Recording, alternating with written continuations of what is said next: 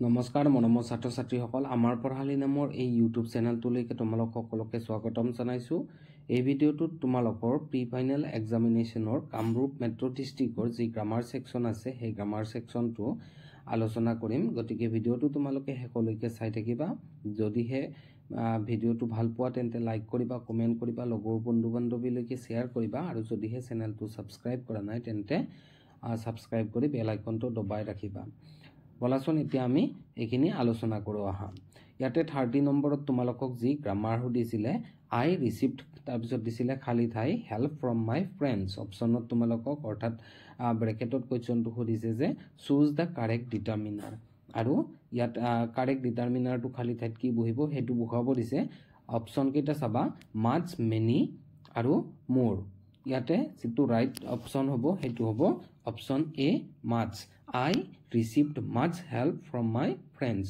মই মোৰ বন্ধুৰ পৰা বহুত বা বন্ধুবোৰৰ পৰা লগৰীয়াবোৰৰ পৰা বহুতো সহায় পাইছিলোঁ বা বহু সহায় পাইছিলোঁ এনেকুৱাকৈ বুজাইছে।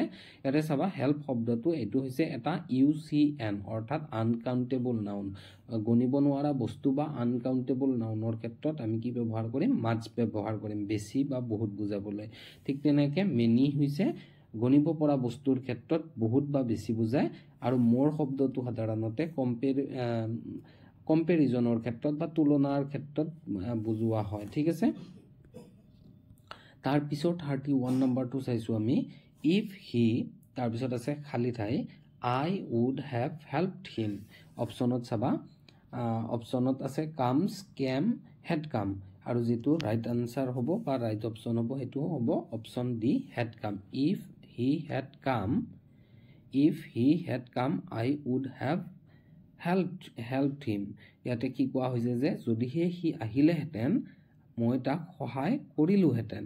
এনেকুৱাকৈ যদি অবাস্তৱিক ভৱিষ্যতৰ কোনো কাৰ্য বুজোৱা হয় যিটো নেকি সম্ভৱ নহয় বা এটা ধাৰণা কৰি লোৱা হয় যে আহিলেহেঁতেন কৰিলোহেঁতেন হ'লহেঁতেন এনেকুৱা ক্ষেত্ৰত সাধাৰণতে আমি কি কৰোঁ পাষ্ট পাৰফেক্ট টেন্স এটা ব্যৱহাৰ কৰোঁ, আনটো আমি ফিউচাৰ পাৰফেক্ট টেন্স ব্যৱহাৰ কৰোঁ। যিহেতু আমাক ইয়াতে ফিউচাৰ পাৰফেক্ট টেন্সটো দিয়াই আছে গতিকে আমি আনচাৰটোত কি বহুৱাব লাগিব পাষ্ট পাৰফেক্ট টেন্স ব্যৱহাৰ কৰিব লাগিব। ঠিক আছে। এনেদৰে তোমালোকে পৰীক্ষাত আহিলে লিখিব পাৰিবা। তাৰপিছতো 32 নম্বৰ কুৱেশ্যনটো দ্য কুক খালী ঠাই আছে cooking food at this time টুমৰো।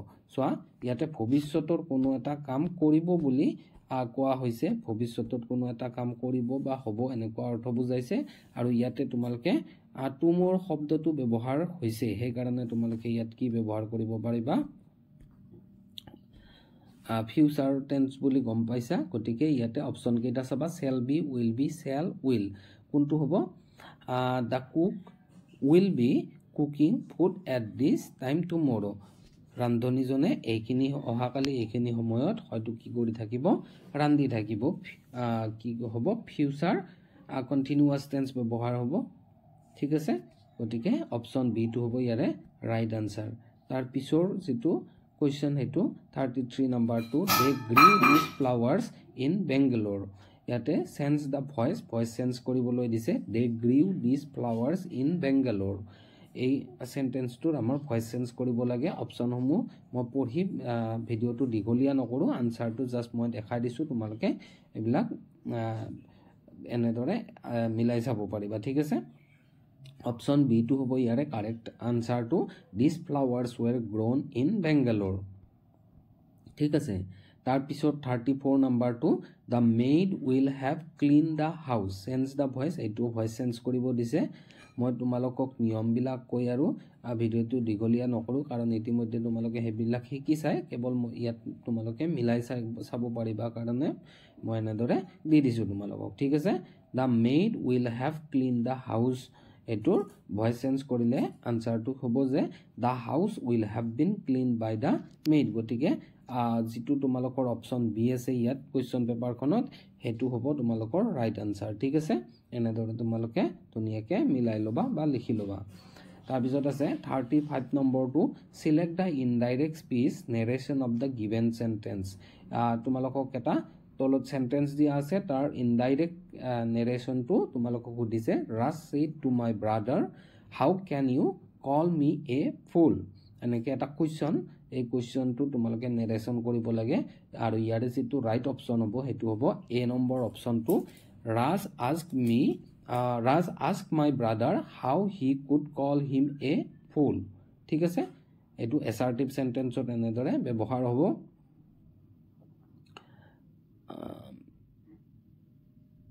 ঠিক আছে এতিয়া আমি next to চাইছো the captain said hurrah our team has won the championship trophy select the correct indirect form of the given sentence eto indirect form লিখিব দিছে অৰ্থাৎ নেৰেশনে তোমালোকক কৈছে গতিকে ইয়াৰে যেটো ৰাইট আনসাৰ হ'ব হেতু আনসাৰটো চাবা option B to the captain exclaimed with joy that their team had won the championship trophy ঠিক আছে তাৰ পিছৰ যেটো next question etu 37 number to saisu the teacher said some homework khali thai ase the end of the lesson yate point of time bujua hoise gotike yate ki hobo at the end of the lesson at to hobo yate correct answer option d at to hobo yate correct answer thik ase tar pisor to saisu ami 38 number to the poor old man is in khali thai ase condition yare jitu right hobo hetu hobo option b to in a pitiable condition খুবই পুতলগা অৱস্থাত এনেকুৱা অৰ্থ বুজাইছে ঠিক আছে তাৰ পিছত আমি চাইছো